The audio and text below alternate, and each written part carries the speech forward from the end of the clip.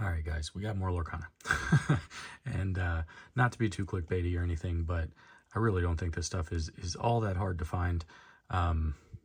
You just got to be quick, and I won't lie, I found a lot this time. So engaging in a little YouTube storytelling here, I recorded the last video just a few minutes ago, actually, but that was a separate find out in the wild. This time, a couple days apart, I found a bunch more. So I got 25 more packs here, and I'm not gonna lie, I got 25 more packs over there, so we can do another video. Don't want this one to be too long. Before we get into it and talking about whether I am a jerk for buying so much of this, we're gonna give away another starter deck. We got an Amber Amethyst one this time around. So if you want to try to win the starter deck, just make sure you're subscribed, drop a comment down below. Tell me if I'm the jerk in your Target buying up all the stuff. I didn't buy nearly everything on the shelf in the Target for this purchase, but I am buying a lot. I understand that. At least I'm opening it, not reselling it, doing any of that kind of stuff. Sorry, I should finish the spiel. Leave a comment and make sure you're subscribed, and I will draw a winner, randomly select a winner, and reply to you down in the comments, and send you my email. We'll get hooked up, and I will mail that off to you, and hopefully you can play. So let's get into the opening, and we'll talk again about how to find products, and when you do find products, should you be a jerk like me and buy a whole bunch of it, or is that just normal, par for the course? Is it Ravensburger who can't get the supply out for everybody to meet the demand? I see both sides of it. I honestly don't feel all that good buying as much as I am buying, knowing how hard it's been to get. But let's get into this first. We got our 6 commons, 3 uncommons. And if you've seen the other videos before, I'm going to kind of speed through these a little bit because we've opened a bunch on the channel. First rare slot is Poisoned Apple. We got a Grab Your Sword. I'm trying a little bit different light here to see if the foils shine a little bit better. Guess it's a tiny bit better. Flynn is our first foil. So again, got lucky at another Target location. I'm telling you, Target is the place to look, at least for where I am. We have a bunch of Targets, and they're stocked regularly with cards. We have a healthy trading card game community where I live, and Target is not a bad place to buy your stuff. So this time around, like I said, I did buy a full peg, basically, off of the shelf. Simba is our first rare. We got a super rare Tickhoff and a Mickey Mouse Detective as our common foil. I did buy a full peg off the shelf. Didn't see anybody stocking. It was late at night for this particular Target run. I was actually running up to get some milk for my son, and just walked in, and there was Lorcana on there. So I don't know if they did a late night stocking where nobody was really hunting it or whatever. It was like 9 o'clock. And there were 2 pegs full. I didn't want to spend $500 on cards or whatever, but I did spend a whole bunch of money on these. I'm just getting 1 full peg because I couldn't stop myself. Jafar Keeper Seekers is the first, and Poisoned Apple again is our rare with a common Vicious Betrayal as the foil. So again, I know that I'm going to get some comments like I did in the first blister pack videos, that I should leave more product for other people, blah blah blah. I can tell you guys that, probably similar to your local area, like your local Facebook groups and all that kind of stuff, we have people here routinely attempting to sell packs, succeeding at selling packs for like 17 bucks a pop. Scar Mastermind is our first rare. We got a super rare, legendary Hades.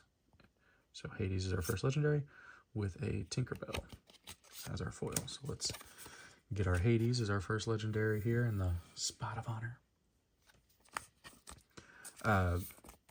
Like I said, we have people easily scalping this product and selling it for so much higher than MSRP.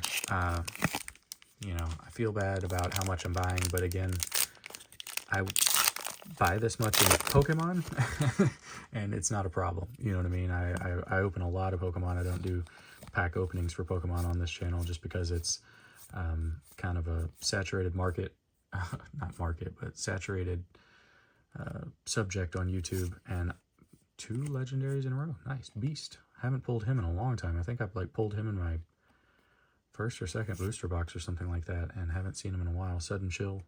Great foil there. So we got 2 legendaries already. But I open up a lot of Pokemon. I'm sure you can go into any of your local stores and see a lot of Pokemon on the shelf. It's just not the case with Lorcana.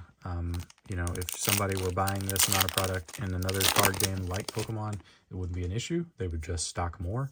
And Lorcana will get there eventually. So the only other thing that I can say to keep me not feeling like a jerk is that Stitch Abomination is our first rare. Dude. What? John Silver, legendary, and then a rare Lantern. 3 legendaries in a row, really? Okay.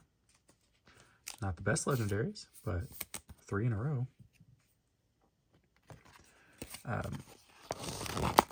You know, the game will survive, will be successful, at least for, you know, a few expansions, a few years, and they will get this supply issue figured out, and it will be easy to get at all your stores. And the only other thing, like I said, keeping me from not feeling like too much of a jerk is I am, you know, trading this stuff or moving it to players, you know what I mean, in the local community. All right, so our first rare slot is a super rare, so that means this next rare slot is either a super rare or higher. Can we do 4 legendaries? No. Okay. Aladdin, Heroic Outlaw, and Robin Hood are our rares, and a Mufasa foil. Oops. So I am doing just the collecting thing, right? I'm opening the product and it goes right back into the community, whether that is for purchase as singles at my local card shop or just more often actually trading with players. I've been trading with a heck of a lot of people. It's been a lot of fun trading with everybody. It makes me feel like I'm 10 again, going to like Burger King during their Pokemon trade nights that they used to have when I was a kid, you know, back in the base set days. Hades is our first rare with a Cusco. Nice. I will take as many Cuscos as they want to give me. And Beastmere is our foil.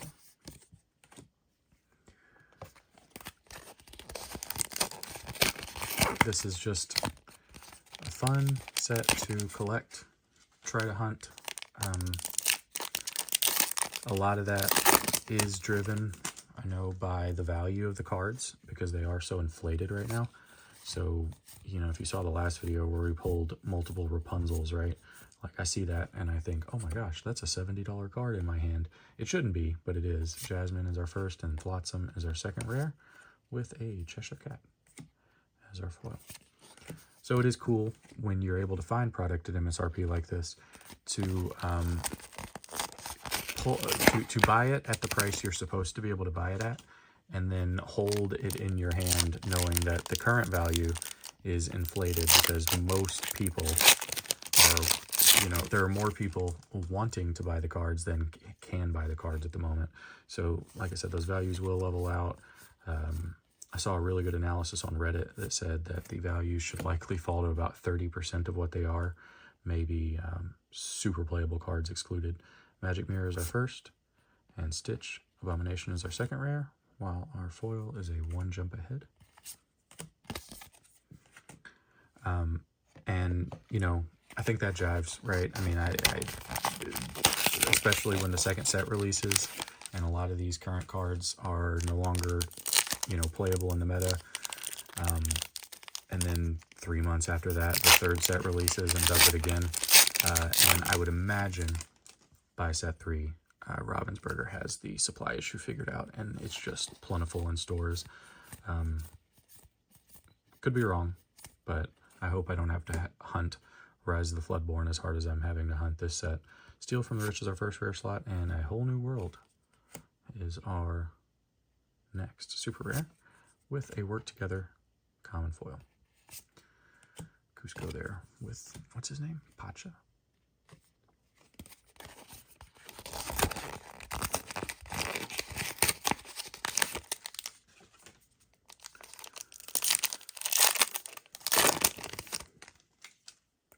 So again, I am apologetic if I seem a bit like a jerk opening up so much of this product when I know the vast majority of people watching can't get any.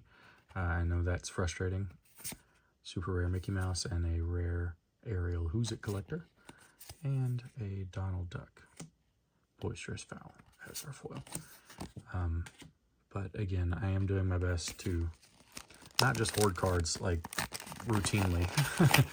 I keep a little spreadsheet and post everything I get on our local Facebook group and just try to get rid of all of it because I want to complete the master set and move on from this difficult to complete set of cards, because we only have a little bit of time before set 2 releases. Grab Your Sword is our first rare, super rare Tamatoa, and a Healing Glow. So we only have a limited amount of time. We got like a month, 2 months left before the next set releases, and because of that, you know, I can't work financially with a young son and a... Is this upside down? Are they usually upside down?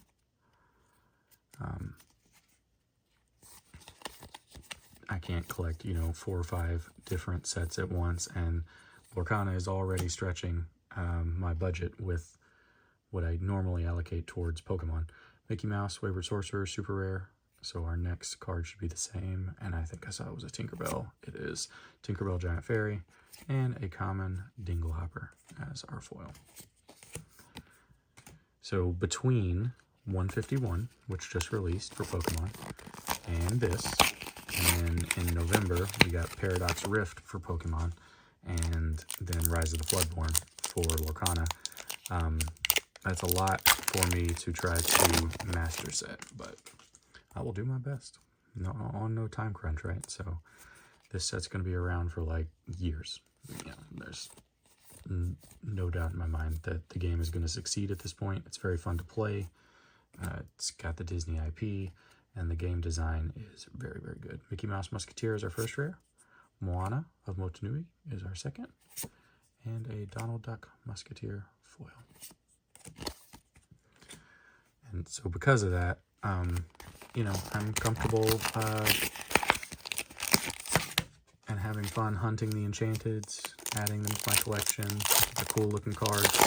And the cool thing about being on the ground floor of a game, seeing its launch and participating and collecting it from the get-go is that you can be confident that they will only get better from here. Scar Shameless Firebrand is our first rare. Super rare Ariel Spectacular Singer, and a Friends on the Other Side as our foil. Like I said, you can be sure they'll get better from the collectability standpoint. Game design-wise, playability-wise, I'm sure they will come up with awesome new gimmicks. I'm sure they already have some planned. I know that there's a new card type in Rise of the Floodborn already. So, you know, I'm sure they have something new planned for every set, right? To shake up the game a little bit until they get an established core of playable cards in the meta. Be Prepared is our first rare. Glad to get that. Simba Returned King. A Lion King kind of pack. Starkey is our foil. So I'm excited to see what they do from a collector's standpoint with the secret rares, right? So the Enchanteds are awesome. There's nothing preventing them from adding different rarity types after Enchanted or whatever. like, you know, different alt art cards, full art cards, gold cards, just all kinds of things that all these other TCGs do that they have the opportunity to emulate and haven't done so. They're starting in a limited fashion, just doing the normal stuff with a set of rarities and, you know, 12 secret rares. They will do more in the future for sure. Jasmine and Flotsam are our rares with a rare Stitch. I think I need that one, not sure. So after our first three legendaries, not hitting too many in a row. Never hit 3 in a row before, but let's see if we can get 1 or 2 more out of this last row of packs. So let me know, you know, if you are a seasoned TCG collector, like with Pokemon or something like that. Let me know, you know, what you expect them to do. I expect them to introduce some of those things that I just mentioned, like full arts and different alt art styles, like they are doing with the promo cards in that gift set for Rise of the Floodborn. Genie Powers Unleashed is our first rare. Fishbone Quill is our second. And a common Jafar Wicked Sorcerer. And I would not be surprised if Rise of the Floodborn still only had 12 enchanted rares to it. Hopefully it's got some more, and that the pull rates increase a little bit, and the product is less scarce, so that those things are not, you know, $200 minimum like they all are now. But I would like to see what people much more creative than me at Ravensburger can come up with. Captain Hook is our first rare. We got a Just in Time and a Hey Hey is our foil. Excited to see what they come up with. Again, the depths they can plumb for this particular set of intellectual properties that Disney has access to. I mean, I saw somebody on Reddit one time say, like, people are going to lose their mind. People are going to lose their mind when a Sora card is introduced or something like that from Kingdom Hearts, and that would be awesome. I don't think it'll happen, but it would be awesome. So we've got in this pack Maleficent as our first rare, and then a Maui, Hero to All, is our second, with a Stitch New Dog foil as our rare. Oops, jostling my camera there.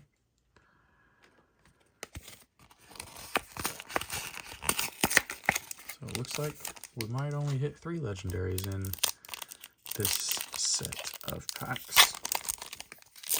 But again, we do have another big batch over there. I just don't want this to be an hour-long video, so we'll do that and then in the next video we'll open those up and take stock of everything we've got. See if we can finally trade for those missing enchanted rares. Maleficent. Oh, well, there we go. Ask and you shall receive. Ursula Power Hungry is our next, maybe there's another, enchanted rare. I mean, legendary, come on. Wishful thinking. Aladdin is our foil. So this set is not the heavy hitter legendaries, but still, they will fill out somebody's collection or fill out some decks if we want to make some decks with these cards. Ursula is a very playable card for sure. All right, so let's see, 3 packs left, so we might get lucky. We pulled 3 legendaries in a row. Can we pull 1 more? Maurice. Yes, we can. It's another Ursula and a common Peter Pan foil. So I'm just going to keep asking for enchanted rares until I actually pull one. Let's just, you know what? I always save Mickey just because I want to pull something out of a Mickey pack.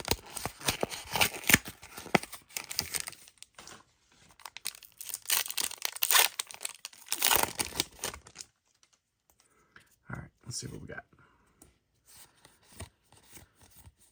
Can we do 1 more legendary or just finally 1 enchanted? We got Iago as our first rare, Maleficent as our second, and a Fishbone Quill as our rear. Before we do the next opening over there, I will check my foil slots, or my missing foils, so we know what to hunt for and what to get excited about as far as completion of the master set goes. Again, missing I think 35 foils and 4 enchanteds for a total of 39 cards missing in the master set so far. Jafar, Aladdin, Jasmine, nice little set there. Elsa, Healing Glow, Goons, Befuddle, Jasper, Aurora. First rare slot is Maurice. And can we get lucky? Mother Gothel is a super rare and no enchanted.